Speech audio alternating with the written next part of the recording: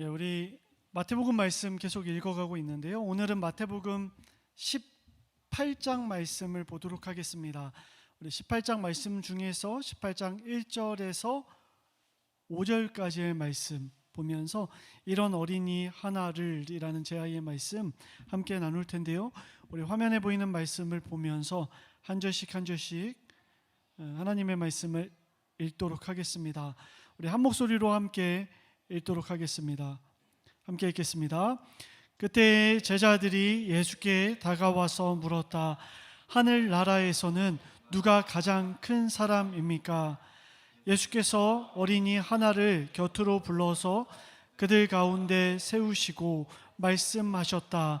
내가 진정으로 너희에게 말한다.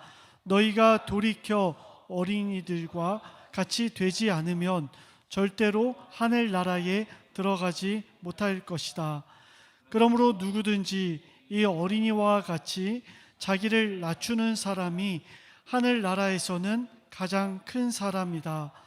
또 누구든지 이런 어린이 하나를 영접하면 나를 영접하는 것이다. 아멘. 여러분, 고대인들이 살아가는 세상의 세계관이 저희랑 상당히 달랐겠죠.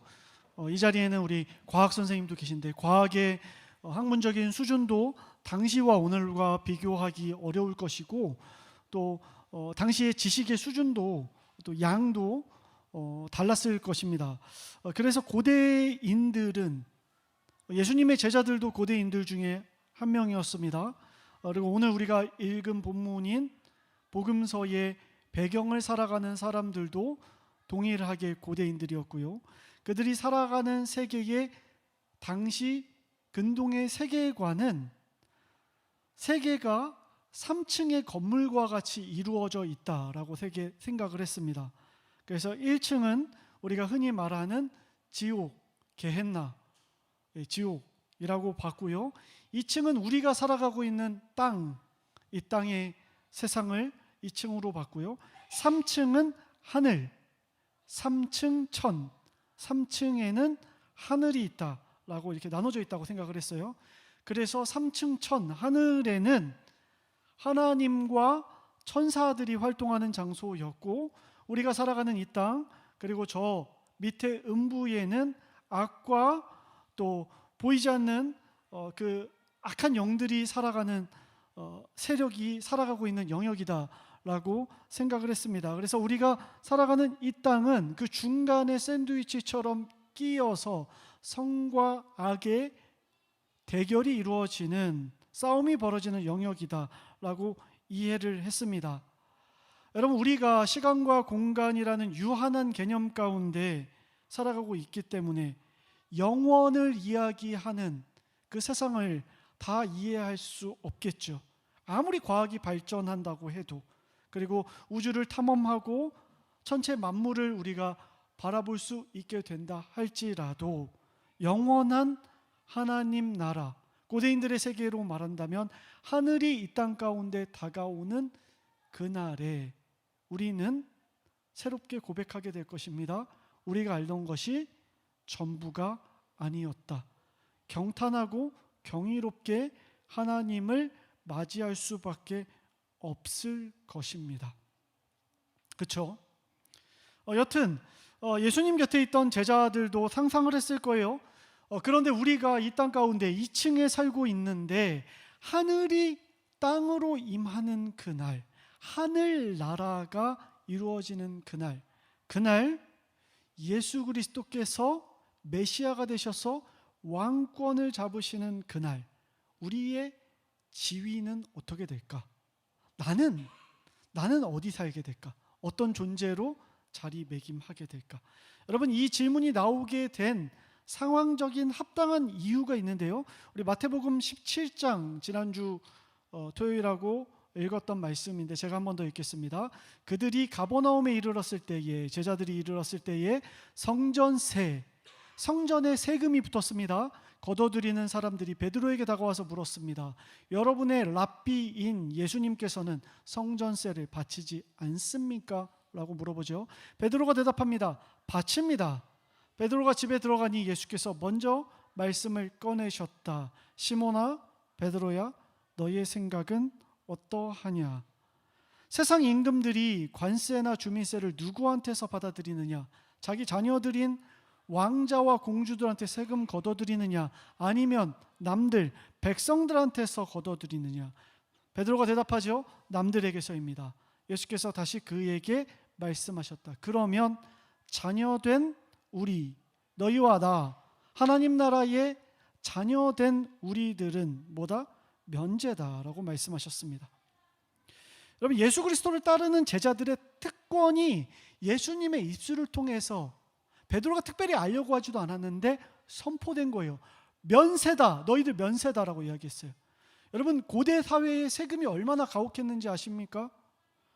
게다가 로마의 지배를 받고 있던 그 유대인들의 상황 가운데 여러분, 지불해야 됐던 그 세금은요, 오늘날의 고리대금 뺨치는 수준이었어요. 복리의 복리였다고요. 성전세까지 냈고요.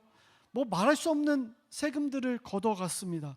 그런데요, 그렇게 힘들어서 도적대가 될 수밖에 없는 사람들이 대부분이었던 그 당시에 제자들에게 복음이 전해지죠. 너희들은 면세다. 세금 낼 필요 없다. 삶의 환경이 달라진다는 것을 이야기한 겁니다. 그 얘기를 들으면 당연히 사람인지라 그 다음 단계를 생각할 수밖에 없겠죠. 그러면 제자들이 예수님께 다가와 묻죠. 하나님 나라에서 누가 가장 큰 사람입니까? 이제 세금 면제됐어요. 그러면 그들 안에서 서열을 정리하고 싶은 것이 본연의 심정이에요. 대한민국 사람들도 그렇죠. 만나면 인사하고 혹시 몇 년생이세요? 라고 물어보는 이유가 뭡니까? 말 놓기 위해서, 그렇죠? 서열 정리하기 위해서 아닙니까? 여러분, 인간의 심정으로 제자들이 그러면 베드로가 높습니까? 요한이 높습니까? 야고보가 높습니까? 라고 물어본 거예요. 그때 제자들에게 이해를 돕기 위해 예수님께서 교보제로 사람을 모델로 삼으십니다. 어린아이 한 명이 곁에 있는 것을 보시고 불러서 얘야 이리로 와서 이 가운데 서봐라 라고 하시면서 말씀을 하셨어요. 여러분, 오늘 본문은요, 어린이 주일의 단골 본문입니다. 어린이가 하나님 나라의 주인이다. 어린이와 같은 자가 하나님 나라에 들어갈 수 있다. 가장 큰 자다라고 설교하면서 예수님께서 어린이들 참 좋아하셨구나라는 결론으로 여러분 매듭 지어지고, 여러분도 아마 그렇겠죠. 우리도 어린이들에게 최선을 다하자, 사랑하자, 뭐 이런 설교 아니겠어? 라고 상상을 하실 수 있어요. 제가 처음 전도사 사역을 나갔던 거에 2019년도입니다. 가서 유년부 아이들, 초등학교 1, 2, 3학년 아이들을 맡아서 가르쳤어요. 제가 결혼도 안 했고 총각이었고 당연히 그래서 아이도 없었기 때문에 정말 선입견 없이 아이들을 맡아서 잘 신앙생활을 했습니다. 너무 사랑했고 정말 거기서 사역 마무리하는 날 펑펑 울어서 눈이 이렇게 부었던 기억이 납니다. 그리고 나서 또 맡았던 곳에 유년부를 맡게 돼서 초등학교 1, 2, 3학년 아이들을 맡아서 2년을 더 했어요. 총 4년 동안 유년부 아이들을 가르치면서 사랑했고 진심으로 행복했고 너무너무 좋았어요.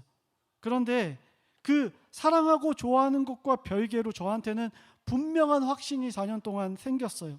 아이들은 결코 착하지 않다라는 결론이 제 안에 확실하게 섰어요. 여러분, 사랑하는 것과 선한 것 별개의 문제인 거 여러분 알고 계시죠? 저희 아들을 너무너무 사랑합니다. 그러나 이놈 시키 할 때가 너무나도 많아요. 여러분들도 다 동의하실 거라고 생각합니다. 여러분, 그런 표정 지으시면 저만 나쁜 사람이 되는데요. 동의하시죠? 예, 동의하실 거라 믿습니다. 아이들이 동화책에 나오는 것처럼 그렇게 대답하지 않고 그렇게 행동하지 않는다. 그렇게 선하지 않다. 여러분, 고등학교 때 우리 선악설, 선선설 배웠잖아요.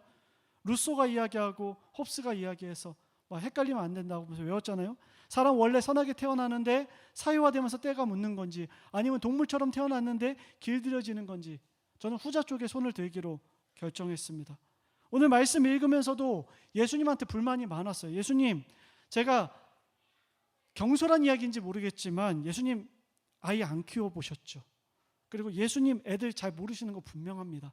이렇게 군중 속에서 제자들이 다 커버 쳐주고 교육전도사님들이 다 커버해 주니까 예수님 애들 가끔 나올 때 큰 교회 담임 목사님처럼 이렇게 머리 만져주고선 애들 선하다 이렇게 말씀하시는 거죠. 예수님 모르시는 거예요. 애들이요, 얘네들 정말 영악한 애들입니다. 제가 속으로 그렇게 딴 생각 품고 있었어요. 그런데 말씀을 보다가 바로 이 말씀 보게 됐어요. 내가 진정으로 너희에게 말한다. 너희가 돌이켜 어린이들과 같이라고 적혀져 있어요. 여러분, 이 말씀을 읽고 제가 유레카를 외쳤어요. 주님 맞습니다. 주님은 어린이라고 적지 않고 어린이와 같은 자라고 적으셨군요. 어른도 어린아이 같은 어른이 있고 애도 어른 같은 애가 있어요. 주님, 어린아이와 같아지는 것이 우리에게 명령하신 것이지 어린아이들 얘네 장난 아닌데 일괄적으로 다 얘네들이 기준이다라고 말씀하신 것 아니죠라고 제 안에 스스로 생각하며 위로했어요. 속이 다 시원하더라고요. 그런데요, 엄밀히 더 따져봅시다. 어린아이와 같은 것이 여러분 어떤 것입니까?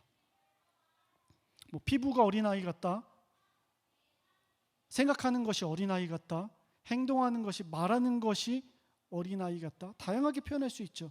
여기서 예수님께서 말씀하시는 어린이 같다는 것이 어떤 정의와 어떤 개념일까요? 우리가 읽는 성경은 고대 그리스어, 헬라어와 아람어를 번역해서 한글어로 만들었기 때문에 여러 역본들이 있습니다. 많이 보는 것이 개역개정판, 우리 교회에서 보는 것이 새번역, 공동번역이라고 하는 가톨릭과 함께 번역한 훌륭한 역본이 있는데요. 거기서 마태복음 10장 4절을 이렇게 말합니다. 그리고 하늘나라에서 가장 위대한 사람은 자신을 낮추어 이 어린이와 같이 되는 사람이다. 여러분, 어린이와 같이 자신을 낮추는 사람과 자신을 낮추어 이 어린이와 같이 되는 사람, 어감이 조금 다르죠. 완전히 다른 이야기입니다. 자신을 낮추어서 이 어린아이와 같이 되는 사람. 오늘날 어린이의 인권은 역사상 가장 최대치를 찍고 있다고 생각을 합니다. 저도 자식 키우는 입장이기 때문에 당당하게 좀 강하게 이야기할 수 있을 것 같아요. 여러분, 가정에서 아이에게 들어가는 비용이 얼마나 되십니까? 시간과 에너지가 얼마나 되세요? 여러분의 쉬는 날과 휴일에 대한 일정이 어떻게 배치되고 있습니까? 아이들이 해달라는 것, 아이들의 바람에 대해서 어른들이 어떻게 반응하는 시대를 우리가 살아가고 있나요? 저는 제가 생각했을 때 어린이로 살기에 꽤 괜찮은 시대가 바로 오늘날이다라고 생각을 합니다.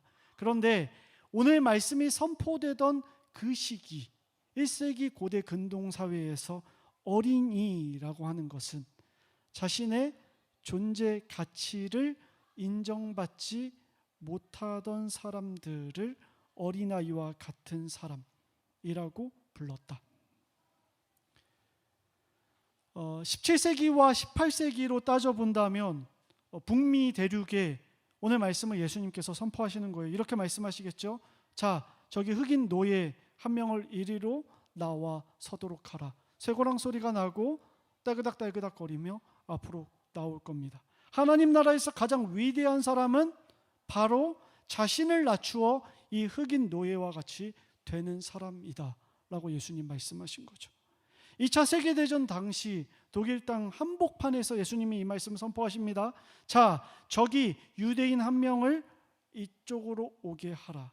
하나님 나라에서는 자신을 다 낮추어서 이 유대인처럼 되는 사람이 가장 큰 사람이다 라고 말하는 것이죠. 어린아이와 같은 사람, 사회적으로 가장 낮고 소외된 자리에 있는 사람. 여러분, 오늘날에는 어떤 사람입니까? 어떤 사람이 가장 소외되고 어떤 사람이 가장 억압받는 계층 가운데 있습니까? 여러분, 오늘 말씀이요, 오늘 말씀의 시작이 어떻게 되는지 여러분 알고 계시죠? 누가 가장 큰가, 누가 가장 위대한가에 대한 서열을 정리하기 위한 논쟁이었어요. 오늘날 우리는 쉽게 생각할 수 있죠. 좋은 대학 나오고 좋은 직장, 남들이 부러워하는 직장에 다니고 피라미드의 가장 윗점에 앉은 사람이 가장 크고 위대한 사람이다 라고 생각하는 것이 당연지사입니다. 그런데 예수님께서 말씀하시죠. 너희는 생각을 돌이켜야 한다. 너희는 생각을 완전히 뒤집어야 한다. 전환해야 한다라고 말씀하세요. 누가복음에서도 동일하게 말씀하십니다.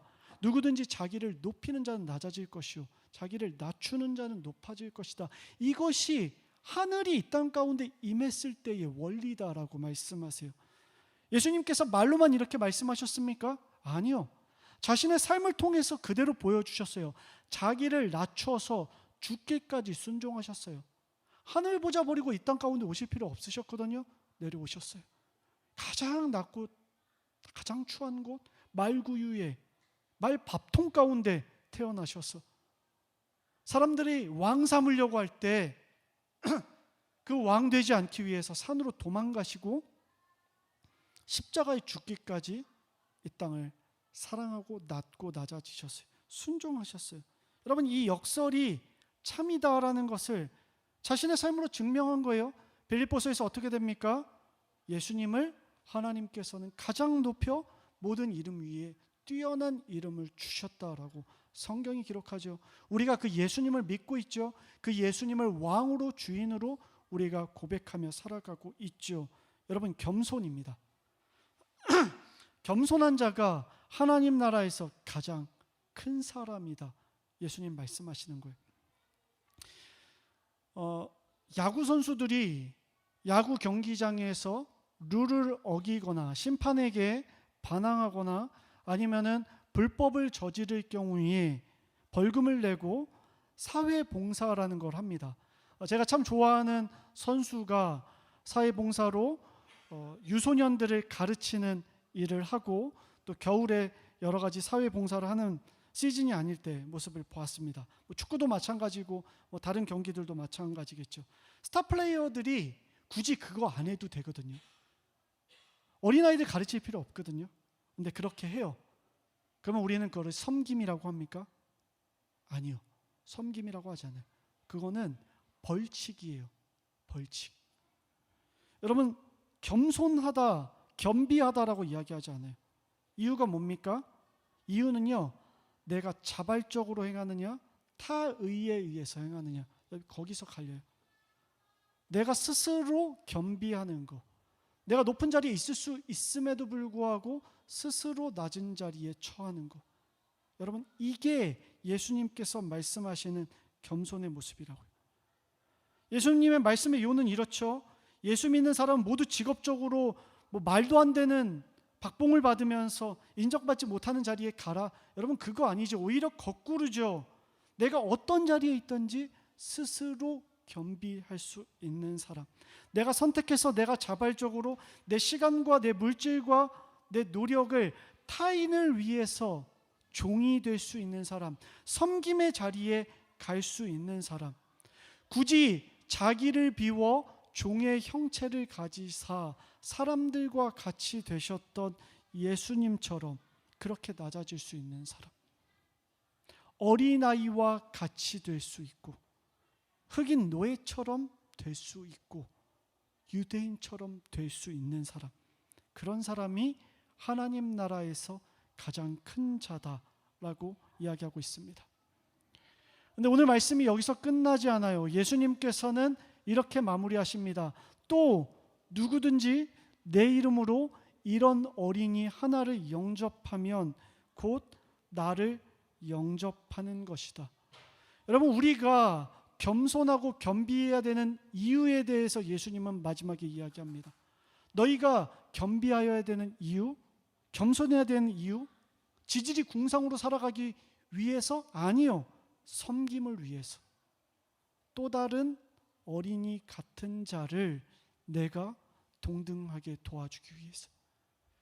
예수님께서 하늘에서는 이 땅에 우리를 도와줄 수 없기 때문에 이 땅 가운데 사람의 몸을 입고 오셔서 우리를 대신해서 죽으신 것처럼 우리가 마땅히 누려야 될 것들을 포기하고 그 장소에 가서 그 사람을 섬기기 위해서 어린아이와 같아져야 한다. 자기의 권리를 포기하고 자발적으로 어린아이와 같아져야 한다. 그 사람이 하나님 나라에서 가장 큰 자다. 가장 위대한 자다. 어린이 주일입니다. 우리 아이들은 존귀합니다. 우리 아이들 한 명 한 명을 사랑하고 섬기는 일들 가운데 우리 그저교회는 최선을 다해야 할 것 같습니다.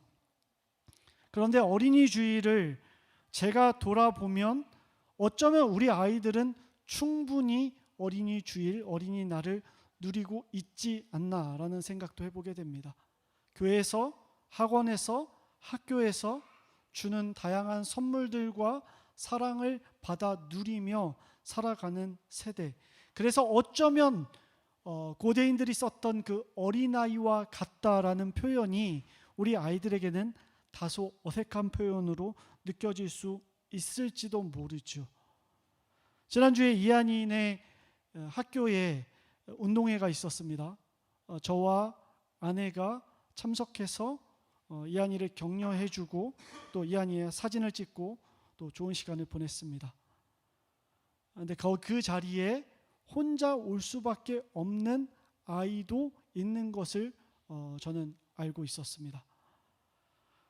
저희 학교에 보육원에서 보내는 아이들도 있는 것을 알고 있기 때문에 보면서 그런 생각이 들었습니다. 어쩌면 우리가 누리고 우리가 즐기고 있는 이 어린이날, 진짜 성경이 말하는 어린아이와 같은 이들이 우리 주변에 존재할 수도 있겠다.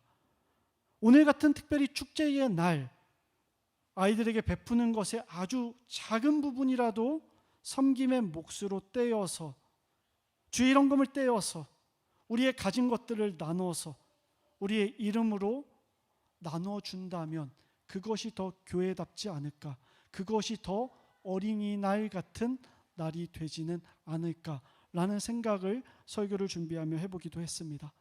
그저 교회가 교회다운 교회, 그리고 말씀에 순종하는 교회, 말씀답게 걸어가는 교회가 되었으면 좋겠습니다.